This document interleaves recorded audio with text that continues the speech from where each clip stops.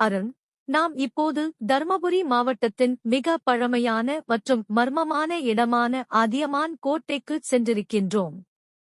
இந்த கோட்டை ஒரு அவர்கள் கோட்டையின் அருகில் வந்து அந்த இடத்தில் அழகான பாறைகள் மற்றும் சுவர்களை பார்த்து நிற்கின்றனர்.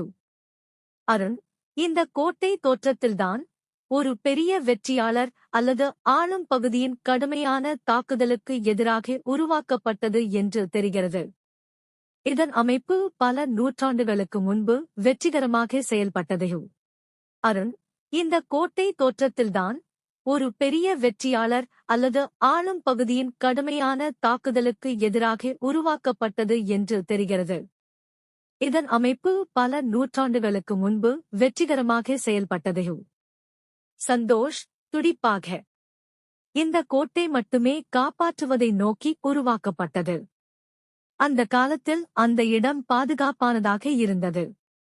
அதனால்தான் இந்த இடம் உத்தரவாதமாக இருந்து காக்கப்பட்டது.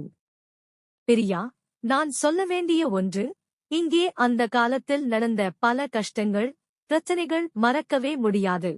அவர்கள் அதியமான் கோட்டையின் உச்சியில் நின்று மிக அழகான தர்மபுரி மாவட்டத்தின் பங்களியை காண்கின்றனர். பிரியா, நாம் இங்கே வந்து அந்த காலத்தின் கதைகளை உணர்ந்துள்ளோம்.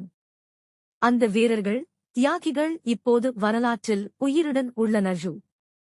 அருண், இது இப்போது ஒரு முக்கிய பாகமாக மாறியுள்ளது. இந்த இடத்தின் உயிரையும் வெளிப்படுத்தி காட்சி முடிவடைகிறது.